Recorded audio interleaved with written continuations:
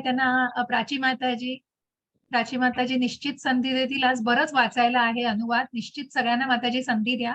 ज्यांची हो इच्छा माताजी. आहे, ज्यांनी हँड रेस केलेत त्यांना नक्की संधी द्या माताजी. हो हरे माताजी. कृष्ण, हरे कृष्ण. मग आपण 10व्या अध्यायावरून आज 11व्या अध्यायावरती आलेलो आहोत आणि 10 अध्यायापर्यंत जसं मी तुम्हाला काल म्हटलं की मग अर्जुनाला पूर्णपणे जाणलंय त्यांनी आता, की अर्जुनाला पूर्ण खात्री पटलेली आहे की भगवंत परम तत्व आहेत, परम कारण आहेत. इथेच भगवद्गीता कुठेतरी ज्ञान सगळं झालेलं होतं पूर्ण आणि अर्जुनाचा भ्रम सगळा पूर्ण झालेला होता. मग का पुढे अध्याय गेले? तर निश्चितच त्याला कारण आहे. आणि अर्जुनाच्या मनात नाही हो काही संशय, ज्याने भगवंताला आपला गुरु मानलेलं, ज्यांनी नतमस्तक झालेला होतो भगवंतांसमोर, की ज्यांनी सांगितलं गुरूंना की आता मला योग्य काय आहे ते तुम्ही सांगा, की मी युद्ध करावं की करू नये. या जेव्हा द्विधा मनस्थितीमध्ये होता, जेव्हा तो विषण्ण होतो, ज्याचं मन विषाद होतं, की मी माझ्याच आप्तांशी कसं काय युद्ध करू, मी माझ्याच भावंडांशी कसं काय युद्ध करू, तेव्हा सगळे त्याच्या मनातले भ्रम हे कशाने दूर केले जातात? तर ज्ञानाने.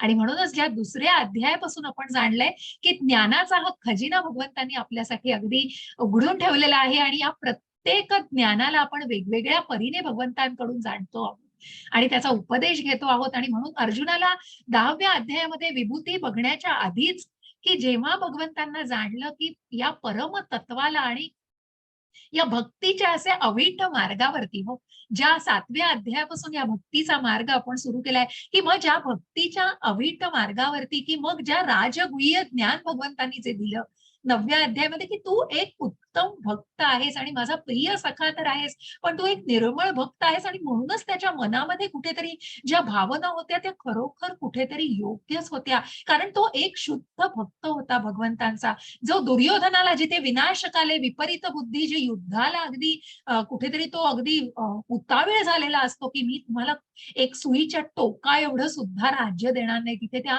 दुर्योधनाला तो भगवंतांना जाणूही शकत नाही, हो. आणि मग भगवंतांचं ते अस्तित्व आणि त्यांचं कुठेतरी ज्यांना शांतीदूत म्हणून जेव्हा भगवंत प्रत्यक्ष मध्यस्थी करण्याचा प्रयत्न करतात, परंतु विनाशकाले विपरीत बुद्धी असलेल्या त्या अज्ञानी आणि अशा मूर्खपणामुळे की किती किती कुठल्या थराला ती व्यक्ती जाऊ शकते, हे धृतराष्ट्र सुद्धा आणि त्याच्या कौरव पुत्रांचं जे उदाहरण आपल्या समोर आहे, की मग कुठेतरी सगळ्या नाशाला कारणीभूत आणि या अधर्माचा कुठेतरी जेव्हा कोप होणार आहे, तिथे प्रत्यक्ष भगवंत तर प्रकट झालेलेच आहेत, परंतु भगवंतांनी अर्जुनाचा सगळा संभ्रम दूर करून, की ते युद्ध तू करणं किती आवश्यक आहे, तुझं कर्तव्य आहे आणि म्हणूनच तू युद्ध केलंच पाहिजे.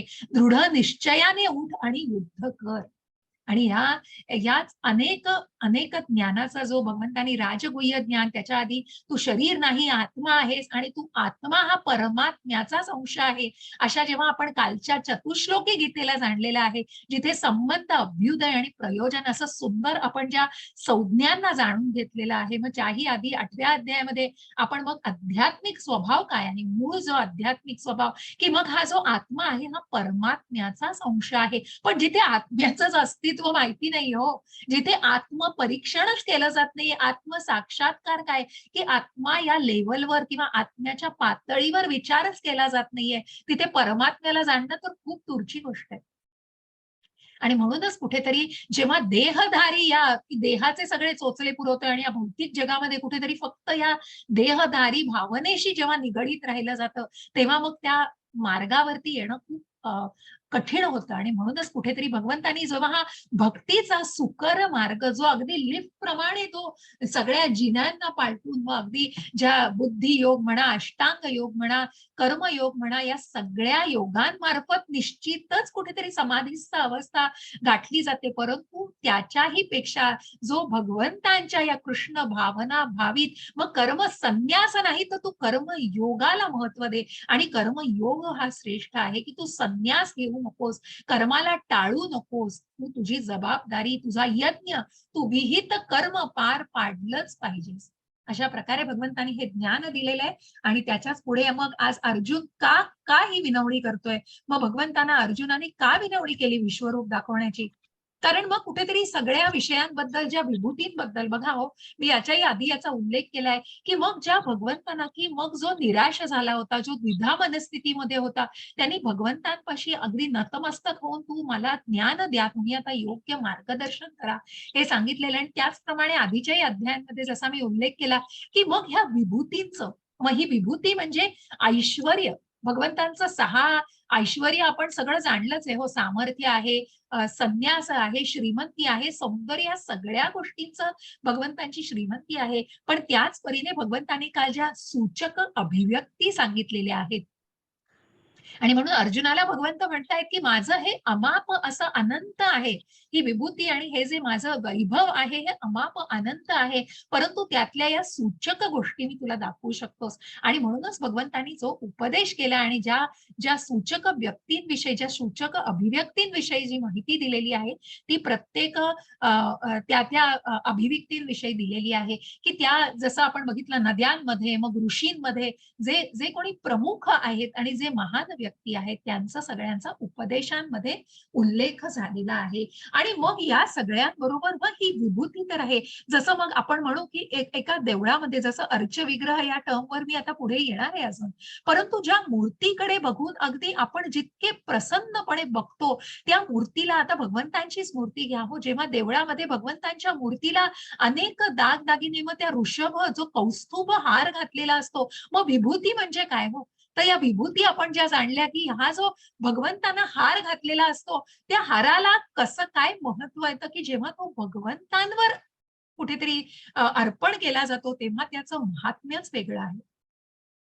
मग आपण जेव्हा भौतिक जगामध्ये बघा लग्न समारंभाला जायचंय, आपण दागदागिने घालून जेव्हा ती शोभा, तेव्हा आपल्याला कुठेतरी शोभा येते हो. पण जे दागिने आणि अलंकार भगवंतांना घातले जातात, त्या अलंकारांना त्याची शोभा येते. आणि त्याच या विभूती, की ज्यामध्ये प्रत्येकामध्ये भगवंतांचा अंश आहे. आणि म्हणूनच भगवंत म्हणालेत, की एका अंशाने मी हे सगळं विश्व व्यापलेलं आहे. आणि म्हणून तुला या काय विभूतींची गरज जाणायची, की जिथे एका अंशातून ज्या परमात्मा प्रत्येक जीवामध्ये तिथे आहे, या प्रत्येक जीवाच्या परमात्मा या अंशातून भगवंतांनी सगळं विश्व व्यापलेलं आहे. मग हेच आपल्याला आज या चराचराला भगवंतांमध्ये बघायचंय. मग का सांगितलं अर्जुनानी? काही कारण आहे का हो? मग अर्जुनानी का सांगितलं हे विश्वरूप दर्शन दाखवा म्हणून? काय होतं अर्जुनाच्या मनामध्ये? काही ताडू शकाल थोडंफार? काही सांगू शकाल? तुमच्या मनातले भाव सांगा. आतापर्यंत 10 अध्याय ऐकल्यानंतर तुम्हाला काय वाटतंय?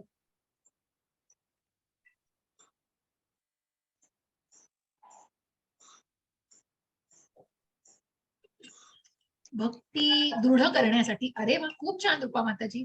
खूप चांगला प्रयत्न आहे.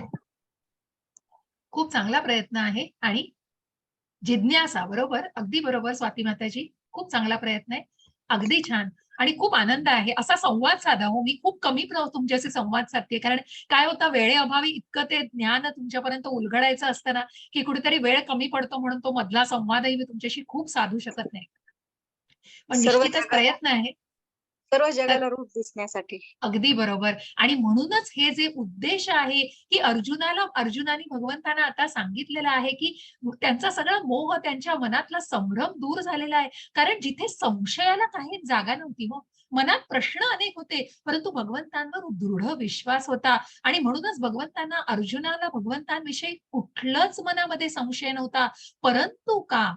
परंतु का? त्याचं कारण आपण पुढे जाणतो आहोत. आता अर्जुन म्हणतंय, अर्जुन उवाच मदनुग्रहाय परम गुह्यमध्यात्मसन्नितं यत्त्वयोक्तं वचस्तेन मोहोऽयं विगतो मम. हरे कृष्ण माताजी. हरे कृष्ण. अर्जुन म्हणाला, या परम गुह्य आध्यात्मिक विषयाबद्दल तुम्ही कृपावंत होऊन जे उपदेश दिले आहेत ते ऐकून माझा मोह नष्ट झाला आहे. हरे कृष्ण माताजी. हरे कृष्ण. मग जे परम गुह्य, मग गुह्य, गुह्यतम, राजगुह्य, असं जे भगवंतांनी, की तू कुणाचाही मत्सर करत नाहीयेस. आणि जो मत्सर, ज्या मत्सराला काढून बाहेरच फेकलं पाहिजे. मग तो मत्सराची खूप सुंदर व्याख्या मी तुम्हाला सांगितली, आधी केलेली आहे उपनिषदांमध्ये, की त्या मत्सराची व्याख्या, की मला आवडतंय, मला मला तुझ्याकडे आहे ते आवडतंय, पण मला ते तुझ्याकडे आहे याचा राग येतोय. मला ते तुझ्याकडे का आहे ही गोष्ट आवडत नाहीये. आणि तोच कुठेतरी व्यक्तीविषयीचा मत्सर आहे आणि त्या मत्सराला मुळापासूनच काढलं पाहिजे. जसं मी म्हटलं की क्रोधाचं रूपांतर हनुमंतांनी भगवंतांच्या सेवेमध्ये केलंय. ज्या लंकेला जाळलं तिथे कुठेतरी भगवंतांची सेवा होती. तो निषेध होता की ज्या परस्त्रीकडे ज्यांनी चुकीच्या यांनी बघितलं. एक सेकंद द्या मला फक्त.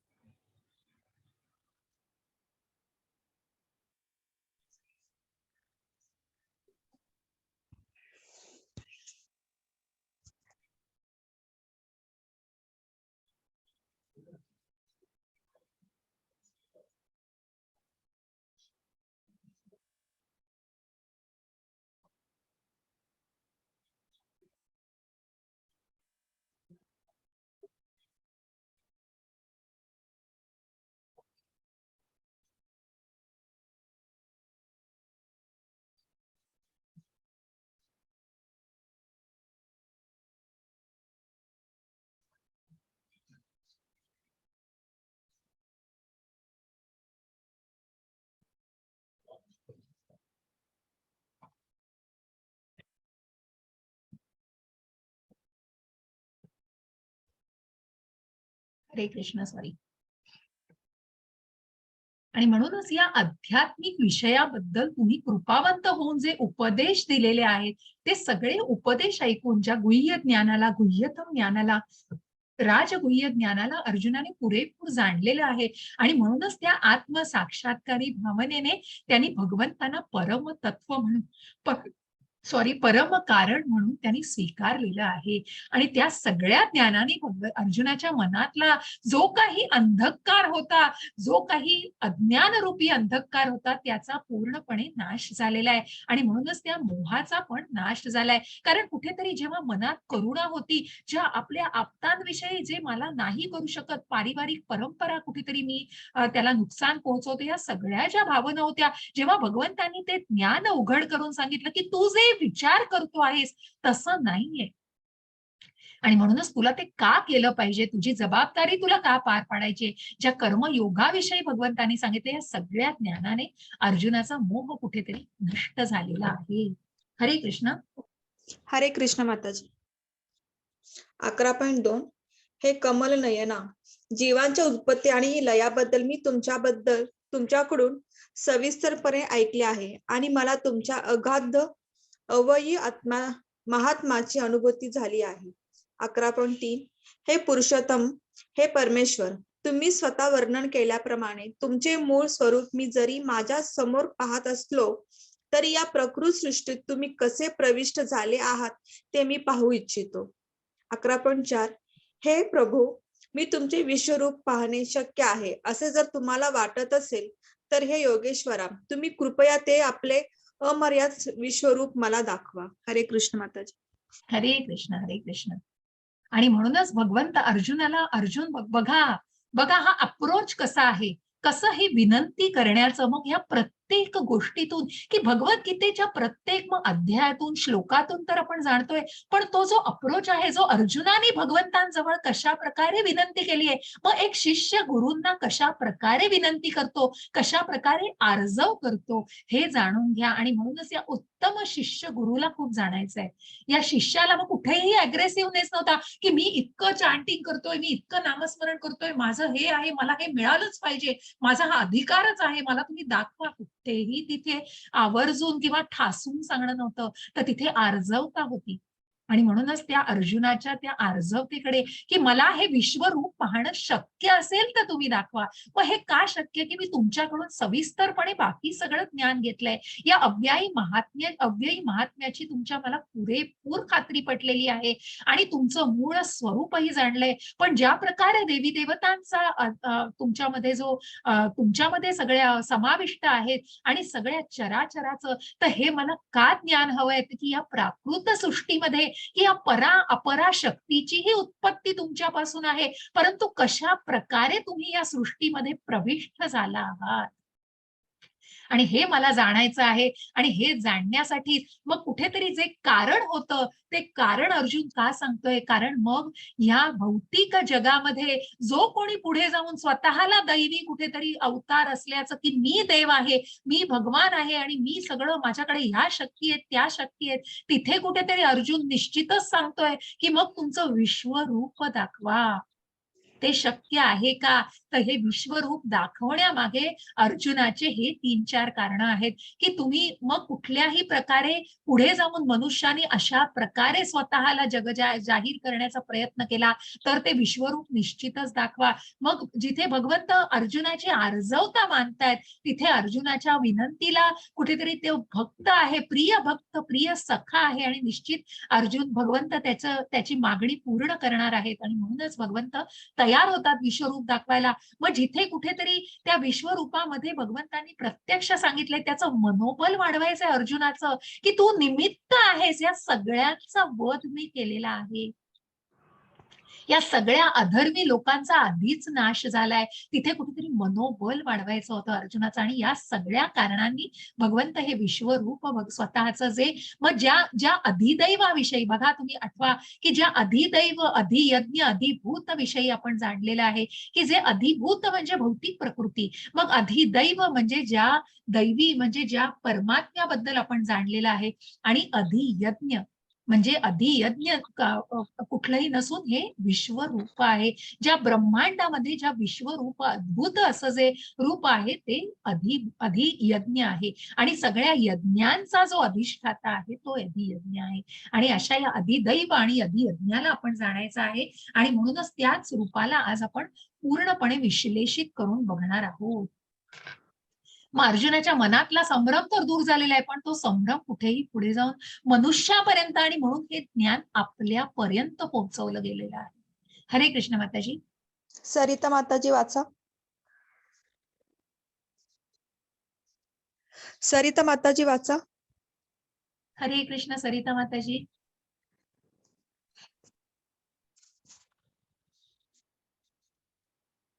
सुनैया माताजी वाचा.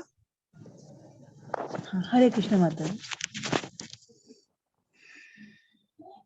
11.5 श्री भगवान म्हणाले, हे अर्जुना, आता माझे ऐश्वर्य पहा, अलौकिक आहे आणि नाना वर्णाने अशी माझी सहस्रावधी रूपे पहा. 11.7 हे अर्जुना, जे काही पाहू इच्छितोस ते आता माझ्या देहामध्ये पहा. तू आता जे काही पाहू इच्छितोस ते आणि भविष्यात तुला जे काही पाहायची इच्छा असेल ते सर्व विश्वरूपी प्रकट करू शकते. संपूर्ण चराचर या एकाच ठिकाणी स्थित आहेत. 11.8 परंतु तू तुझ्या वर्तमान नेत्राने मला पाहू शकणार नाहीस, म्हणून मी तुला दिव्य नेत्र प्रदान करतो. माझे योग ऐश्वर्य पहा. धन्यवाद माताजी. हरे कृष्ण हरे कृष्ण.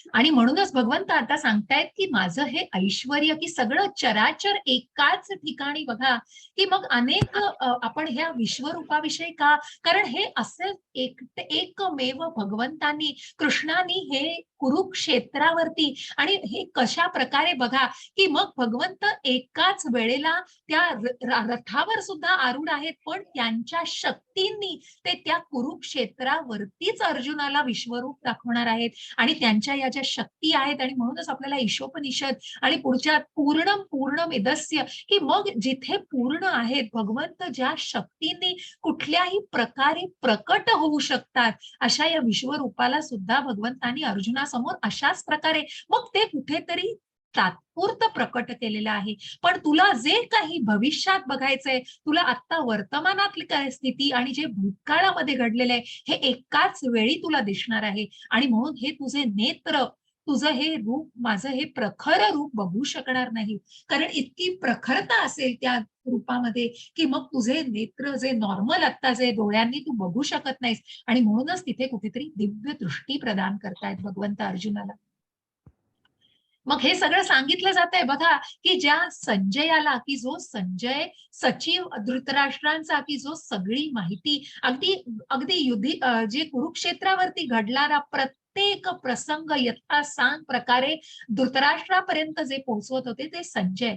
आणि ते संजय धृतराष्ट्रांना पण कुठेतरी हे सांगतायत की मग कशा प्रकारे विश्वरूपाचं दर्शन आता होणार आहे आणि ते संजयाना सुद्धा होणार आहे. मग या विश्वरूपाविषयी सांगताना बघा, धृतराष्ट्राच्या मनात पहिल्या अध्यायातल्या सुद्धा भावना कशा होत्या आणि आता सुद्धा मनामध्ये कशा भावना आहेत. कुठेतरी भीती आहे मनामध्ये, कुठेतरी कशा प्रकारे, कारण ज्या भगवंतांना चराचराला, ज्या भगवंतांचं, हरे कृष्ण, काळजी घ्या. आणि म्हणूनच या सगळ्या चराचराला एकाच ठिकाणी जे दाखवणार आहेत, अशा या भगवंतांच्या अद्भुत विश्वरूप दर्शनाला बघून धृतराष्ट्राच्या मनामध्ये अजून कुठेतरी शंकेचं काहूर माजलंय आणि अशा प्रकारे आपण या युद्धाला तोंड देतोय, पण काय होणार आहे आपल्या पुत्रांचं याच्यामध्ये, हे भय आहे मनामध्ये. कारण अधर्मी आहे सगळा, अधर्मी वागणूक आहे आणि म्हणून मनात कपट आहे, छल आहे आणि या सगळ्यामुळे कुठेतरी मन भयभीत आहे. म्हणून संजय सांगताय धृतराष्ट्रांना, संजय उवाच एव मुक्त्वा ततो राजन् महायोगेश्वरो हरिः दर्शयामास पदार्थात परमं रूपमैश्वरम्. हरे कृष्ण माताजी. मोनिका माताजी वाचा. संजय म्हणाला, हे राजा, या प्रकारे बोलून महायोगेश्वर पुरुषोत्तम भगवंतांनी अर्जुनाला आपले विश्वरूप दाखविले. हरे कृष्ण माताजी. हरे कृष्ण. आणि म्हणूनच संजय यांनी मग धृतराष्ट्राला सांगितलंय की अर्जुनाने भगवंतांना अशी विनंती केल्यानंतर त्या भक्ताच्या विनंतीला पूर्णपणे अगदी काय म्हणतो ना, हट्ट भक्ताचा पुरवायचा, तसा अर्जुनाच्या त्या विनंतीला ऐकून भगवंतांनी हे विश्वरूप दाखवलेलं आहे. मग या विश्वरूपामध्ये काय काय बघायला मिळणार आहे आणि कशाचा सगळ्याचा समावेश आहे, हे आपल्याला आता पूर्णपणे विस्ताराने जाणायचं आहे. हरे कृष्ण. स्वाती नलवडे माताजी वाचा. 11.10 आणि 11.11 अर्जुनाने या विश्वरूपात असंख्य मुखे, असंख्य नेत्र, असंख्य अद्भुत दृश्य पाहिली. हे रूप अनेक अलौकिक अलंकारांनी विभूषित झालेले आणि अनेक दिव्य शस्त्रांनी सज्ज झालेले होते. या विश्वरूपाने अनेक दिव्य वस्त्रे आणि माळा धारण केल्या होत्या आणि अनेक दिव्य सुगंधित रंगांचा त्यांच्या शरीराला लेप दिला होता. एक सेकंड. विश्वरूपाच्या बाबतीत सर्वच अद्भुत, तेजस्वी, अनंत आणि सर्वव्यापी होते. 11.12 आकाशामध्ये एकाच वेळी जर हजारो सूर्यांचा उदय झाला असता तर कदाचित त्यांचे तेज भगवंतांच्या विश्वरूपातील तेजाची बरोबरी करू शकेल. हरे कृष्ण. हरे कृष्ण. मला फक्त 1 मिनिट द्या, एक जण आले आहेत, 1 मिनिट त्यांना भेटून 1 सेकंड.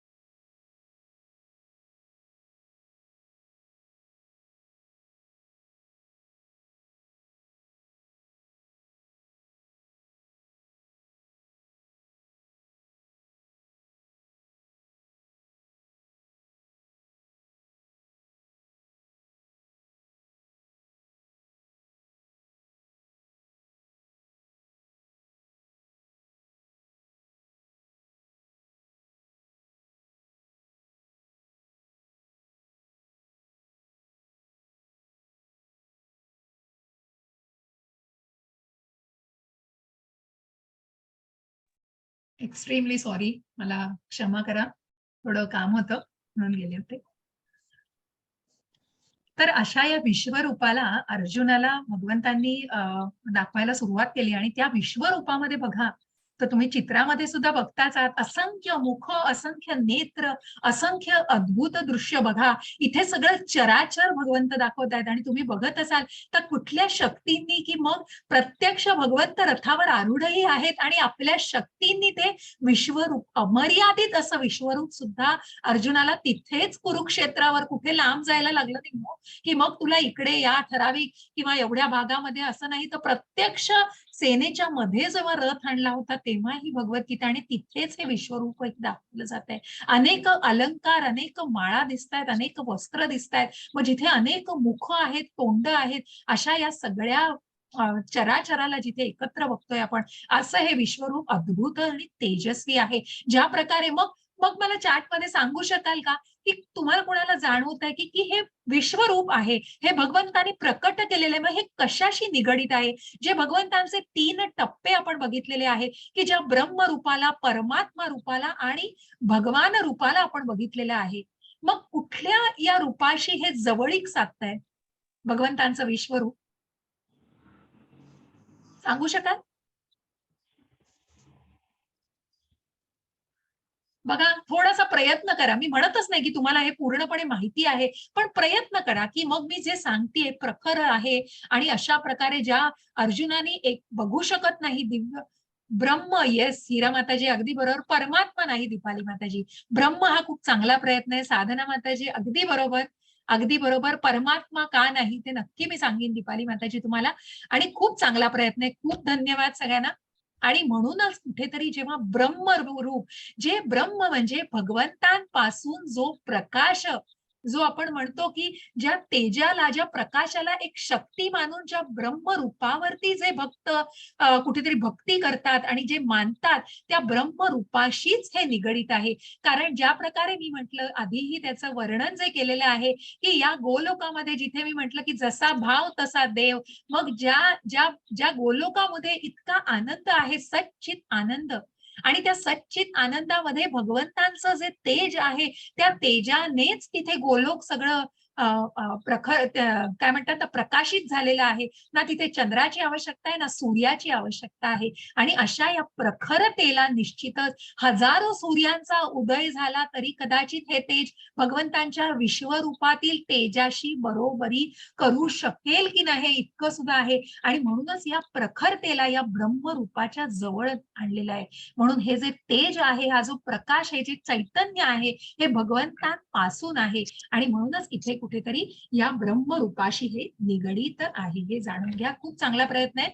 आणि म्हणून हे इतकं प्रखर आहे की जिथे अर्जुनाला भगवंतांनी दिव्य दृष्टी दिलेली आहे की हे विश्वरूप बघण्यासाठी कुठेतरी दिव्य दृष्टीची गरज आहे. हरे कृष्ण. शंकर प्रभूजी वाचा. हरे कृष्ण माताजी. हरे कृष्ण. त्यावेळी अर्जुनाने भगवंताच्या विश्वरूपामध्ये एकाच ठिकाणी स्थित असलेली परंतु अनंत ग्रहामध्ये विभागलेली ब्रह्मांडाची विस्तृत रूपे पाहिली. हरे कृष्ण. हरे कृष्ण. हरे कृष्ण प्रभूजी. आणि म्हणूनच एकाच वेळी भगवंतांच्या या विश्वरूपामध्ये अनेक ब्रह्मांडांची, बघा, जे ग्रहलोक आहेत, जे ब्रह्मांड, भगवंतांच्या श्वासातून ज्या ब्रह्मांडांची निर्मिती झाली आहे, मग ज्या ब्रह्मांचा सुद्धा उगम आणि ब्रह्मांचा सुद्धा समावेश या विश्वरूपामध्ये आहे की जिथे भगवंतांच्या बेंबीतून जिथे कमळ आलेला आहे आणि जो प्रथम निर्माता आहे, सृष्टीचा उगम झालेला आहे, तो भगवंतांपासून आहे. आणि म्हणूनच ही सर्व विस्तृत ब्रह्मांडांची रूप सुद्धा या विश्वरूपामध्ये बघायला मिळत आहेत. हरे कृष्ण. आशा बेंडे माताजी वाचा. हा, हरे कृष्ण. हरे कृष्ण. त्यानंतर भ्रमित आणि आश्चर्यचकित होऊन अंगावर रोमांच उभारलेला अर्जुन प्रणाम करण्यासाठी नतमस्तक झाला आणि हात जोडून त्याने भगवंतांची प्रार्थना करण्यास प्रारंभ केला. हरे कृष्ण. हरे कृष्ण माताजी. आणि म्हणूनच जेव्हा जेव्हा हे सगळं बघितलं, हे सगळं जेव्हा त्या दिव्य दृष्टीने अर्जुनाने बघितलंय, तेव्हा अंगावर रोमांच उभे राहिले की हे आपण काय बघतो आहोत सगळं. आणि हे जे काही आपण प्राकृत म्हणजे ज्या वेळी भगवंतांना विनंती केली, परंतु ते बघणं आता अर्जुनाला असह्य झालं, कारण ते इतकं प्रखर होतं. आणि हे सगळं जे तेज होतं ते बघून आणि ते विश्वरूपामध्ये सर्वांचा समावेश बघून कुठेतरी अंगावर रोमांच उभे राहून आश्चर्यचकित झालेला होता अर्जुन, आणि तो नतमस्तक झाला भगवंतांना बघून. हरे कृष्ण. दीपाली माताजी वाचा. हरे कृष्ण माताजी. हरे कृष्ण. अर्जुन म्हणाला, हे भगवान, हे कृष्णा, मी तुमच्या शरीरात एकत्रित झालेल्या सर्व देवतांना आणि इतर विविध जीवांना पाहतो. कमलासनावर बसलेल्या ब्रह्मदेवांना, तसेच भगवान शंकर, सर्व ऋषी आणि अलौकिक सर्पांना मी तुमच्या देहामध्ये पाहतो. हे विश्वरूप, तुमच्या देहामध्ये मी अमर्यादित आणि सर्वत्र पसरलेल्या असंख्य भुजा, उदरे, मुख आणि नेत्रांना पाहतो आहे.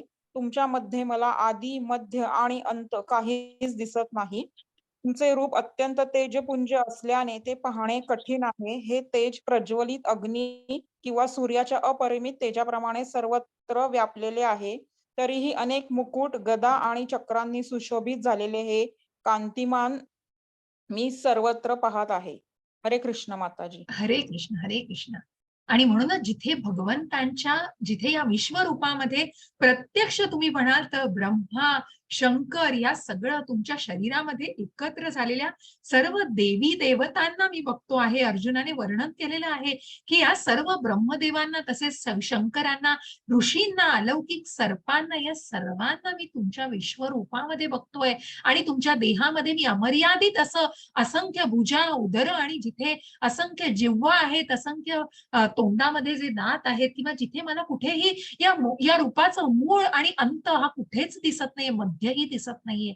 आणि या तुमच्या तेजपुंज रूपाला पाहणं किती कठीण आहे, कारण प्रज्वलित अग्नी किंवा सूर्याच्या अपरिमित तेजाप्रमाणे ते सर्वत्र व्यापलेले आहे. ज्याप्रमाणे 1000 सूर्य ते अवकाशामध्ये आले तरी तितकं तेज असेल, तेवढं तेज भगवंतांच्या या विश्वरूपाचं आहे. परंतु त्यामध्ये ज्या मुकुटांनी आणि ज्या सगळ्यांनी इतकी कांतिमान आहे, ते इतकं चैतन्यपूर्ण रूप आहे. परंतु कुठेतरी गदगदून गेलेला आहे अर्जुन हे सगळं बघून, कारण त्या शंख, चक्र, गदांनी तर सगळं दिसतंय अर्जुनाला, परंतु त्या जिव्हा, ती मुख, हे सगळं बघून कुठेतरी भयभीत सुद्धा होतोय अर्जुन. भयभीत म्हणजे त्याला आश्चर्य वाटतंय सगळ्याचं. हरे कृष्ण. वाचता येते माताजी? दिसतंय सगळ्यांना? हरे कृष्ण. थोडं बारीक आहे हा फोन. हरे कृष्ण. वाचू? हा वाचा माताजी, चालेल.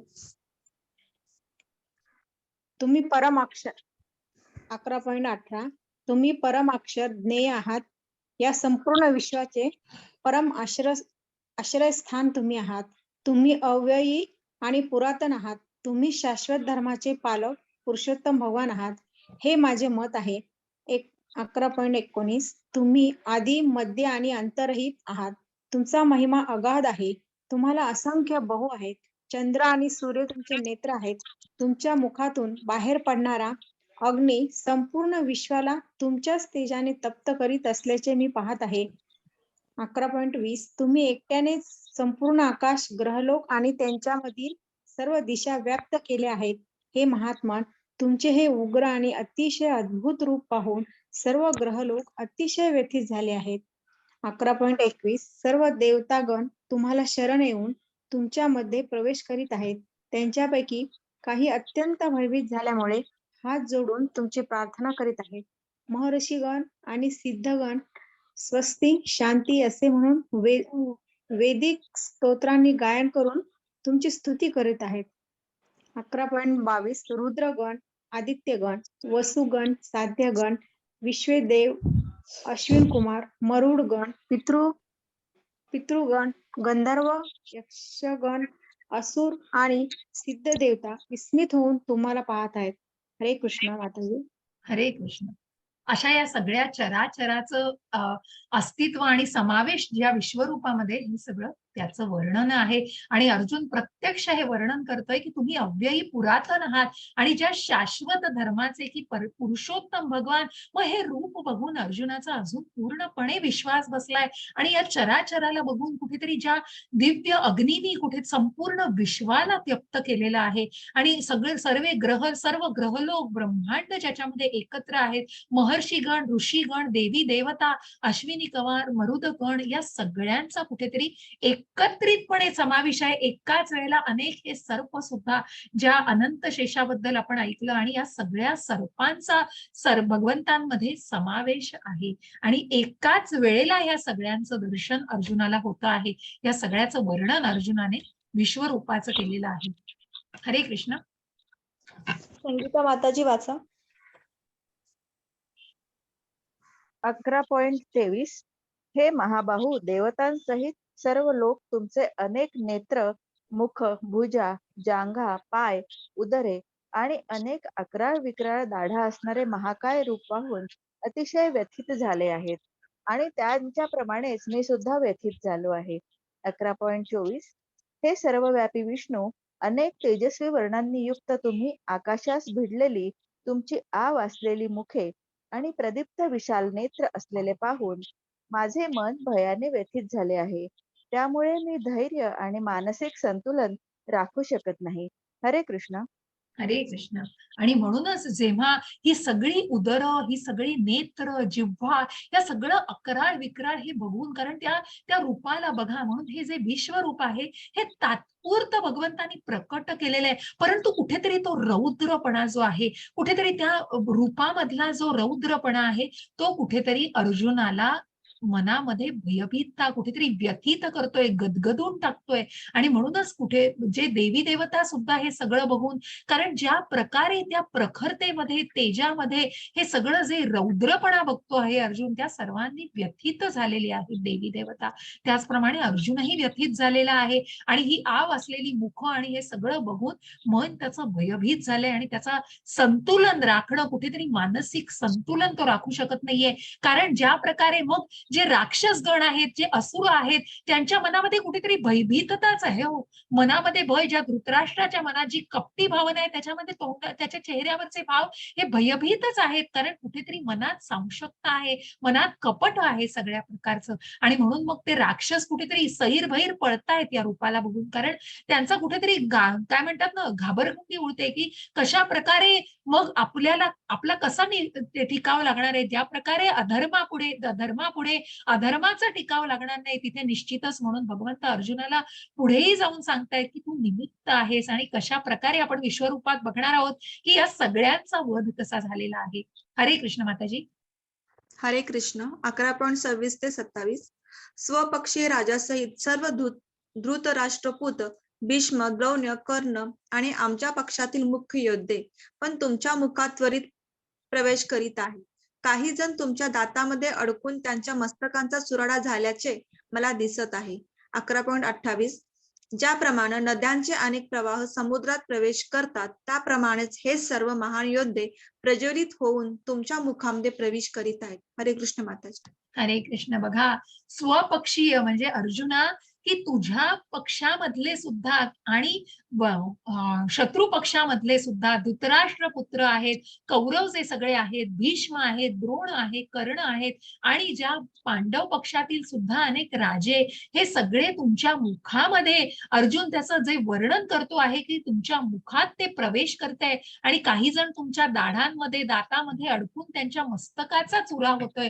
ज्याप्रमाणे अनेक नद्यांचे प्रवाह समुद्रामध्ये येऊन मिळतात, त्याचप्रमाणे महान योद्धे सुद्धा मग या सगळ्यामध्ये जे पांडवांच्या बाजूनी, धर्माच्या बाजूनी लढतायत, ते सर्व महान योद्धे त्यांचाही कुठेतरी बळी जाणार आहे. कारण कुठेतरी या धर्माच्या ज्या अधर्माच्या विरुद्ध हे युद्ध केलं जातंय, मग तिथे धर्माच्या बाजूनी, पांडवांच्या बाजूनी जे योद्धे आहेत ते पण कुठेतरी समर्पण करणार आहेत. आणि म्हणूनच ते देखील भगवंतांच्या मुखामध्ये प्रवेश करीत आहेत. श्री भगवान वाच कालोस्मि लोकक्षयकृत् प्रवृद्धो लोकान् समाहर्तुमिह प्रवृत्तः ऋतेऽपि त्वां न भविष्यन्ति सर्वे एव स्थिताः प्रत्यनीकेषु योधाः. हरे कृष्ण. हरे कृष्ण माताजी. आवाज येतोय का माझा? येतोय माताजी. हरे कृष्ण. हा. श्री भगवान म्हणाले, जगताचा विनाश करणारा काळ मी आहे आणि सर्व लोकांचा संहार करण्यासाठी मी या ठिकाणी आलो आहे. तुझ्या व्यतिरिक्त पांडवांव्यतिरिक्त दोन्ही सैन्यातील योद्ध्यांचा विनाश होणार आहे. हरे कृष्ण माताजी. हरे कृष्ण. हरे कृष्ण. आणि म्हणूनच हा कोण आहे भगवंत? अर्जुनाला प्रश्न पडलाय की म्हणूनच मनामध्ये त्याच्या कल्लोळ निर्माण झालेला आहे, व्यथित झालेला आहे. तिथे भगवंत सांगतायत की तू निमित्त आहेस, त्या निमित्तालाही आपण जाणणारच आहोत. परंतु भगवंत प्रत्यक्ष सांगतायत कोण आहेत भगवंत? तर भगवंत काळ आहे. मग तो फक्त घड्याळावरचं टायमिंग नाही हो, मोबाईलवरचं टायमिंग नाही, तर भगवंत प्रत्यक्ष भगवंतांच्या सुदर्शन चक्रामध्ये तो काळ आहे आणि जगताचा विनाश करणारा हा काळ आहे भगवंत. म्हणजे सर्व लोकांचा संहार करण्यासाठी. मग ज्यांनी भगवंतांना जाणलेलं नाहीये, ज्या अधर्मी वृत्तीचा आणि या सगळ्याचा जो नाश करणार आहेत, म्हणून ज्या महाभारतामध्ये बी.आर. चोप्रांच्या आपण कधी थोड्या वर्षांपूर्वी आपण जे बघितलं त्याच्यामध्ये मग आपण ऐकायचो, मैं काल हूं. काल म्हणजे कोण? प्रत्यक्ष भगवंत हो. मग तो काळ आलेला असतो त्या अधर्मी वृत्तीचा, त्या अधर्मी लोकांचा, त्या योद्ध्यांचा काळ प्रत्यक्ष त्यांच्या समोर आलेला असतो आणि निश्चितच तो काळच त्यांना कुठेतरी मृत्यू लोकांपर्यंत पोहोचवणार असतो. त्या मृत्यूला निश्चितच त्यांना सामोरं जायला लागणार असतं. आणि म्हणूनच भगवंत सांगतायत की तुझ्यासारख्या या पांडवांव्यतिरिक्त सर्वांचा याच्यामध्ये नाश होणार आहे. मग ते पांडवांच्या पक्षामधील राजे असू देत आणि मग ज्या विरुद्ध पक्षामधील राजे आहेत, शत्रू पक्षामधील, या सगळ्यांचा कुठेतरी विनाश होणार आहे. अशा या काळाबद्दल श्रीमद भागवतांमध्ये पण सुंदर वर्णन आहे. त्याच्या स्कंदामध्ये एक पूर्ण स्कंद आहे जो काळावरती पूर्ण महिमा देतो आणि काळाबद्दल सगळं सांगतो. आणि अशा प्रकारे यांचा संहार करण्यासाठी भगवंत प्रत्यक्ष अवतरित झालेले आहेत आणि या दोन्ही सैन्यामधली त्या योद्ध्यांचा विनाश होणार आहे. तस्मात् त्वमुत्तिष्ठ यशो लभस्व जित्वा शत्रुभङ्गश्व राज्यं समृद्धं मयैवैते निहताः पूर्वमेव निमित्तमात्रं भव सव्यसाचिन्. हरे कृष्ण. स्वाती माताजी वाचता. कोण मी हो का? 2-3 हा. साथी. हा तुम्हीच. म्हणून 11.33 म्हणून उठ, युद्धास तयार हो आणि यश प्राप्ती कर. शत्रूवर विजय मिळव आणि समृद्ध राज्याचा उपभोग घे. माझ्या योजनेनुसार त्यांचा पूर्वीच मृत्यू झाला आहे आणि हे सव्यसाची युद्धामध्ये तू केवळ निमित्त मात्र होऊ शकतोस. हरे कृष्ण. हरे कृष्ण. माताजी. मग काय दिसतंय चित्रामध्ये? काय चित्रामध्ये दिसतंय तुम्हाला? काही बोध होतोय त्याच्यावरून? चित्रामध्ये जे दिसत आहे त्याच्यावरून काही बोध होतोय त्या अध्यायाच्या त्या श्लोकाशी? आणि इन्स्ट्रुमेंट अगदी बरोबर रूपा माताजी, अगदी बरोबर. जे इन्स्ट्रुमेंट बघा, ज्या सर्जनच्या हातामध्ये हे इन्स्ट्रुमेंट असतं, ज्या डॉक्टरच्या हातामध्ये असतं, मग ते इन्स्ट्रुमेंट एक निमित्त मात्र आहे हो. प्रत्यक्ष कोण करत असतं? ते प्रत्यक्ष तो डॉक्टरच ती गोष्ट करत असतो.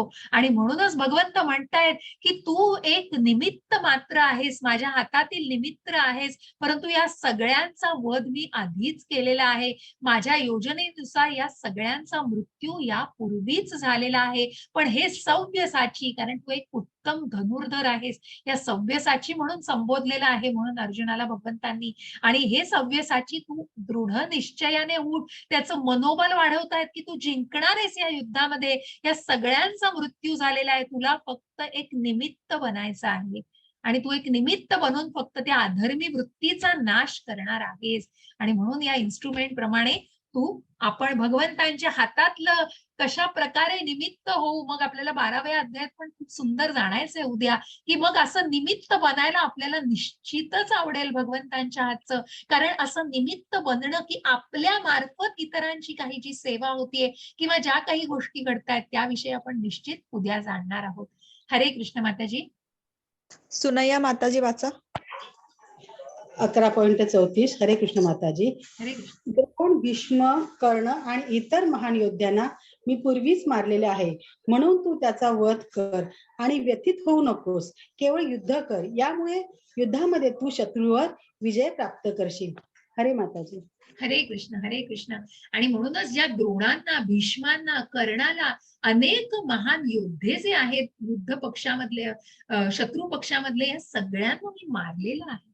तू त्यांचा वध फक्त तुझ्या शस्त्राने करणार आहेस, पण तू माझ्या हातातलं एक साहित्य, एक काय म्हणतात ना त्याला, एक निमित्त बनणार आहेस. त्या साहित्याने, त्या शस्त्राने एक निमित्त बनणार आहेस. म्हणून तू व्यथित होऊ नकोस. तू दृढ निश्चयाने उठ आणि युद्ध कर. आणि मग आता संजय धृतराष्ट्रांना सांगतायत आणि आपल्याला त्याचं वर्णनही ऐकायचंय. हरे कृष्ण. हरे कृष्ण माताजी. येस. 11.35 संजय धृतराष्ट्रांना म्हणाला, हे राजन, भक्तांकडून हे वचन ऐकून थरथर कापणाऱ्यांना अर्जुनाने हात जोडून पुन्हा नमस्कार केला. अत्यंत भयभीत झालेला अर्जुन सद्गदित स्वरात भगवान श्रीकृष्णांना असे म्हणाला. 11.36 अर्जुन म्हणाला, हे ऋषिकेश, तुमच्या नामश्रवणाने संपूर्ण जगात हर्षोल्लासित होते आणि सर्व लोक तुमच्यावर अनुरक्त होतात. सिद्ध पुरुष जरी तुम्हाला नमस्कार करीत असले तरी राक्षस भयभीत होऊन इतस्तः पळत आहेत. हे सर्व योग्य घडत आहे. 11.37 हे महात्मन ब्रह्मदेवापेक्षाही श्रेष्ठ असे आधी सृष्टी करते तुम्ही आहात, तर मग त्यांनी तुम्हाला का बरे आदरपूर्वक नमस्कार करू नये? हे अनंत, हे देवादिदेव, हे जगन्निवास, या भौतिक सृष्टीच्या पलीकडे असणारे तुम्ही परम अविनाशी सर्व कारणांचे कारण आहात. 11.38 तुम्ही आदी पुरुष भगवान, पुरातन, या व्यक्त प्राकृतिक जगताचे एकमेव आश्रयस्थान आहात.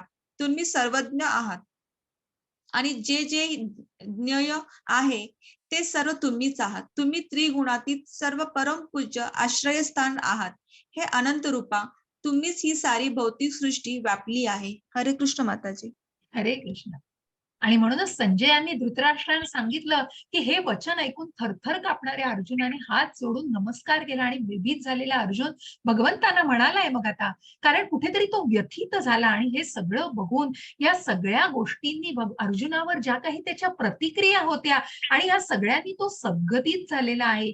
त्याचं विषाद होणं, विषण्ण होणं पहिल्या अध्यायामध्ये एक वेगळी प्रतिक्रिया होती, तो भाव वेगळा होता. पण जेव्हा विश्वरूपाला अर्जुनाने बघितलेला आहे तेव्हा कुठेतरी त्या चराचराला एकत्र बघून त्याला आश्चर्य आणि त्याला सद्गतीत आणि कुठेतरी गदगदून गेल्यासारखं झालंय. आणि म्हणूनच अर्जुन व्यथित होऊन म्हणतोय की हे ऋषिकेशा, तुमच्या नामश्रवणाने संपूर्ण जग हर्षोल्लासित होते, तुमच्यावर अनुरक्त, की सगळे लोक प्रसन्न, तुम्ही सगळ्या लोकांवर प्रसन्न तर असतात, पण तुमच्यामध्ये एकरूप होण्याचा आणि तुमच्यामध्ये पूर्णपणे अनुरक्त असतात, अशा तुम्हाला नमस्कार सगळे करत असले तरी जे राक्षस आहेत, ज्याप्रमाणे धृतराष्ट्राच्या मनात, कौरवांच्या मनात अतिशय कपट होतं, छल होतं, तसं राक्षस सुद्धा तितकेच भयभीत होत आहेत, कारण मनामध्ये कुठेतरी राक्षसी भावना आहेत. आणि म्हणून हे सगळं योग्यच घडत आहे, कारण त्या राक्षसांचं तिथे ते तग धरू शकत नाहीत. आणि म्हणूनच ज्या ब्रह्मदेवांपेक्षा, की या ब्रह्मांची निर्मिती जिथे भगवंतांपासून झाली आहे, या शंकरा, जे सदाशिव, ज्यांनी भगवंतांची स्तुती केलेली आहे,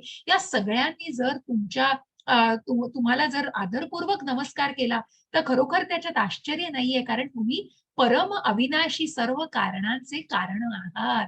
आणि म्हणूनच या एकमेव जगताचं जे आपण बघितलं की मण्याप्रमाणे मग सगळं जगत, सगळी ब्रह्मांड त्या दोऱ्यामध्ये ओढल्याप्रमाणे, प्रत्यक्ष भगवंत त्या दोऱ्याप्रमाणे त्यांचं आश्रयस्थान आहेत. आणि म्हणून तुम्ही सर्वज्ञ आहात, तुम्हीच सगळ्या जगतामध्ये आणि त्रिगुणातील असे परम पूज्य आश्रयस्थान तुम्ही आहात. अनंत रूपा ही तुम्हीच ही सारी भौतिक सृष्टी व्यापून टाकलेली आहे.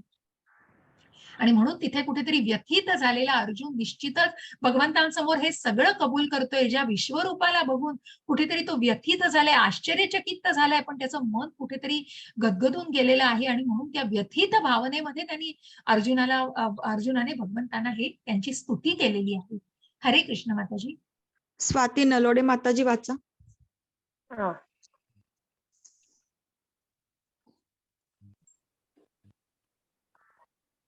हरे कृष्ण माताजी. हरे कृष्ण माताजी. 11.41 मी तुम्हाला तुमचा महिमा न जाणता माझा मित्र मानून हे कृष्ण, हे यादव, हे मित्र असे अनादराने संबोधले आहे. प्रेमाने किंवा प्रमादाने मी जे काही केले असेल त्याबद्दल मला क्षमा करा.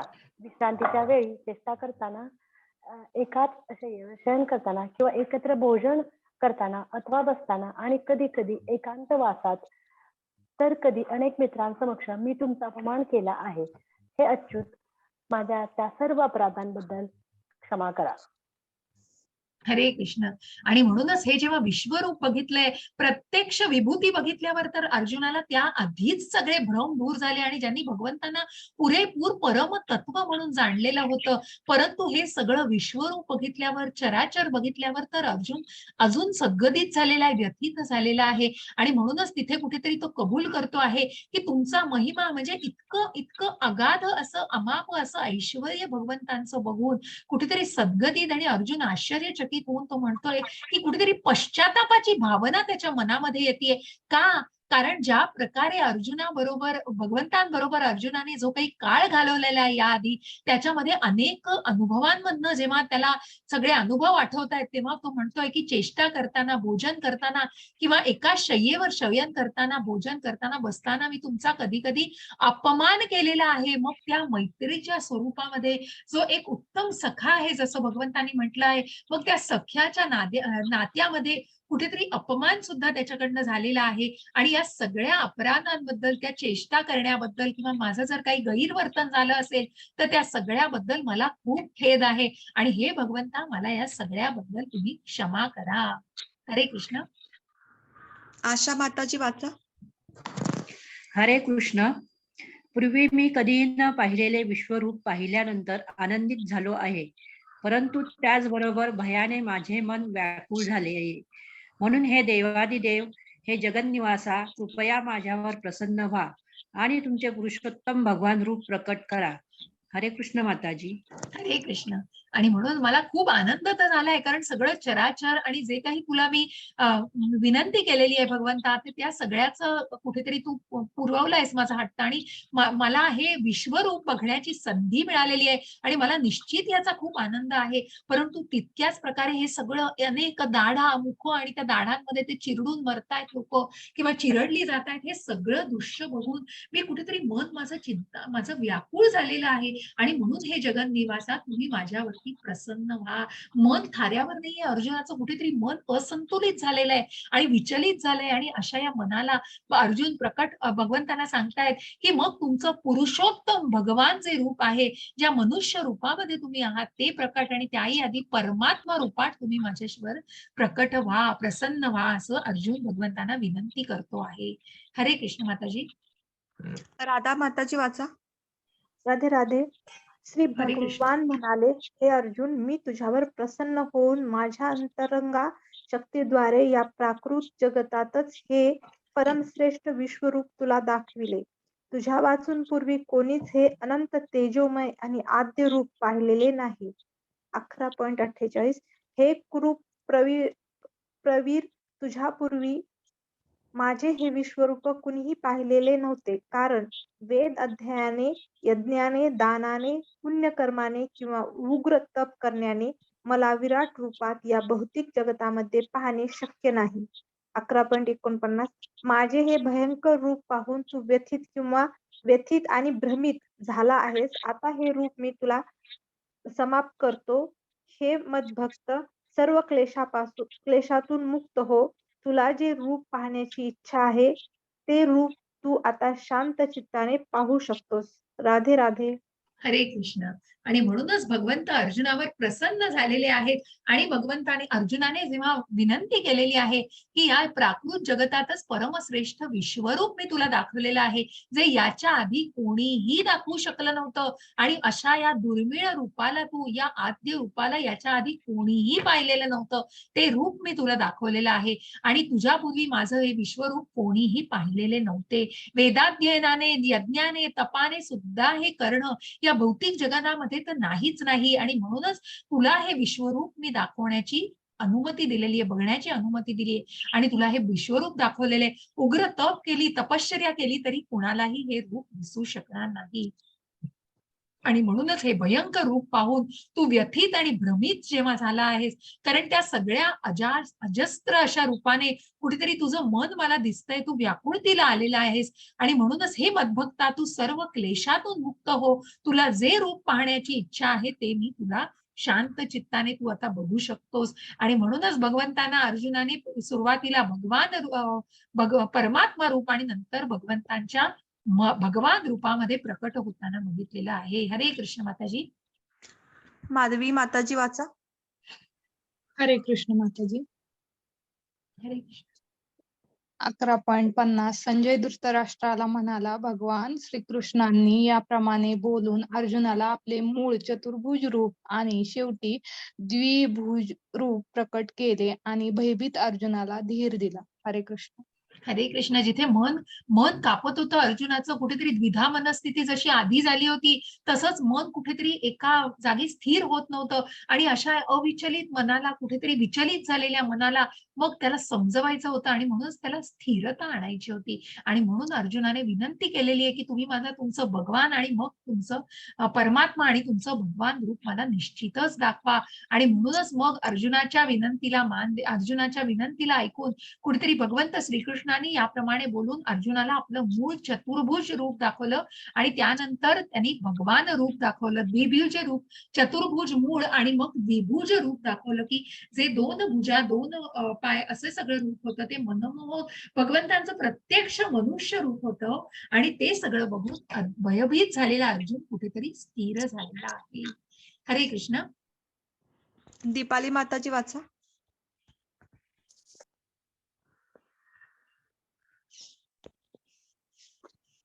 हरे कृष्ण माताजी. हरे कृष्ण. 11.51 अर्जुनाने जेव्हा श्रीकृष्णांना मूळ रूपात पाहिलं तेव्हा तो म्हणाला, हे जनार्दन, हे अतिव सुंदर मनुष्य रूप पाहून मी आता शांत चित्त झालो आहे आणि मी या पूर्वस्थितीत आलो आहे. 11.52 श्री भगवान म्हणाले, हे अर्जुना, आता तू माझे जे रूप पाहत आहेस त्याचे दर्शन होणे अतिशय दुष्कर आहे. देवता सुद्धा हे मधुर रूप पाहण्याची संधी प्राप्त करण्याच्या नित्य प्रयत्नात असतात. 11.54 हे अर्जुना, मी जसा तुझ्या समोर उभा आहे तसे मला केवळ अनन्य भक्ती योगानेच जाणणे शक्य आहे आणि या प्रकारे मला साक्षात पाहता येते. केवळ याच मार्गाने तू माझ्या रहस्यमय तत्वात प्रवेश करू शकतोस. हरे कृष्ण. हरे कृष्ण.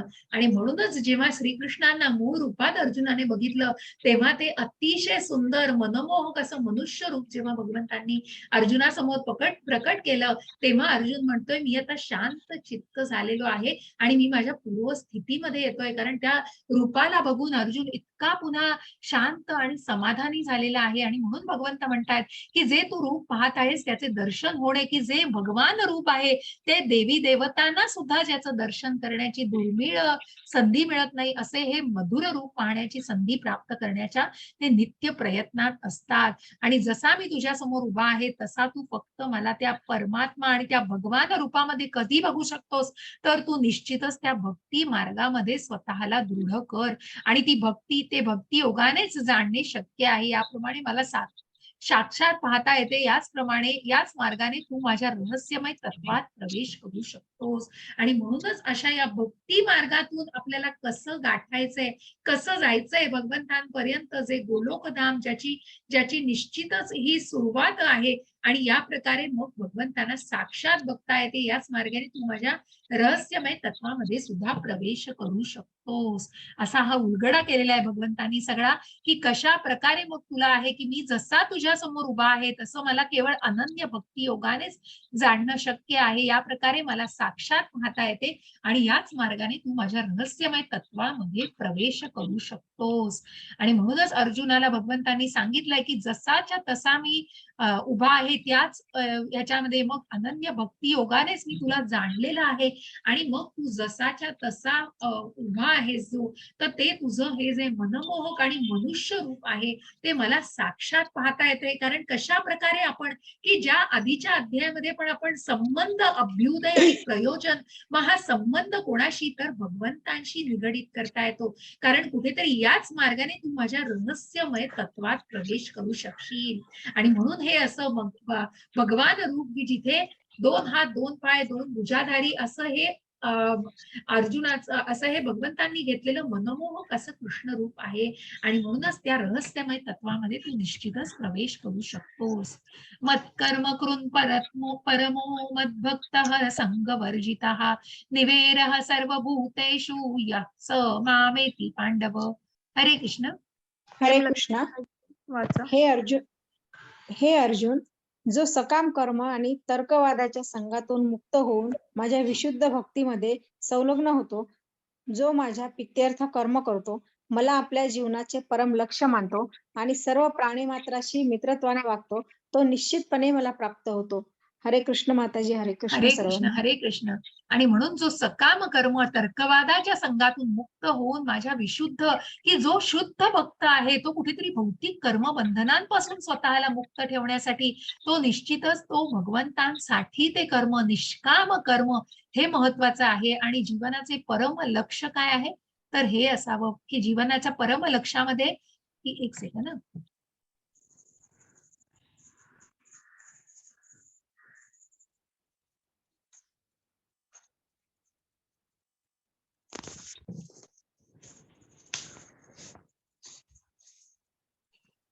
आणि म्हणून सकाम कर्म आणि तर्कवादाच्या संघातून मुक्त होऊन माझ्या विशुद्ध भक्तीमध्ये जो संलग्न होतो, जो माझ्या प्रित्यर्थ कर्म करतो, जो निष्काम कर्म करतो आणि मला या जीवनाचं परम तत्व लक्ष्य मानतो, या सर्व प्राणी मात्रांशी मी मित्रत्वाने वागतो. आणि म्हणूनच तिथे भगवंतांनी हे श्याम सुंदर रूप जे दाखवलेलं आहे ते केवळ अनन्य भक्ती योगातूनच जाणलं जातं की जे शुद्ध भक्तीमध्ये आहेत, ज्यांनी तो भक्तीची समाधी पातळीचा प्रेम भाव आणि भगवंतांच्या जे प्रेमामध्ये आहेत अशा जेव्हा भावामध्ये जाण्यासाठी तो भक्तीचा मार्गच योग्य आहे. आणि ते आध्यात्मिक ज्ञानच निश्चित या मार्गावरती कुठेतरी प्रगती करणार आहे. आणि म्हणूनच जो निश्चितपणे भगवंतांसारख्या स्वभावाची प्राप्ती करतो, कधी तर जरी ते सकाम कर्म असलं तरी कुठल्याही प्रकारचं मनात किंतु न आणता तर्कवादाच्या संघातून मुक्त होऊन माझ्या विशुद्ध भक्तीमध्ये जो संलग्न होतो, तो निश्चितच भगवंतांसाठी ते कर्म करत असतो. आणि म्हणूनच तो कर्मयोग निष्काम कर्म करत असतो, कारण कुठे फळांची अपेक्षा नसते आणि सर्व प्राणी मात्रांची तो मित्रत्वाने आणि निश्चितपणे वागत असतो आणि तो निश्चितपणे भगवंतांच्या स्वभावाला प्राप्त होतो. इति 11 समाप्तः. हरे कृष्ण. हरे कृष्ण. हरे कृष्ण माताजी. कोणाला प्रश्न आहेत काही? हरे कृष्ण. खूप छान वाटलं. मस्त वाटलं. हरे कृष्ण. हरे कृष्ण माताजी. धन्यवाद. हरे कृष्ण. ते विश्वरूपाचं काही वेगळंच आहे, म्हणजे महात्म्यच वेगळं. तल्लीन होऊन जातो अगदी. विश्वरूप दिसलं आणि विश्वरूप भगवंत दिसलं. दिसले तर खूप आनंद. भगवंत दिसले. हरे आणि कृष्ण. हरे ते कृष्ण. सुद्धा माताजी आपल्या मुखाने जो भगवंत उभा केला, खरंच खूप खूप धन्यवाद. धन्यवाद माताजी. हरे कृष्ण. हरे कृष्ण.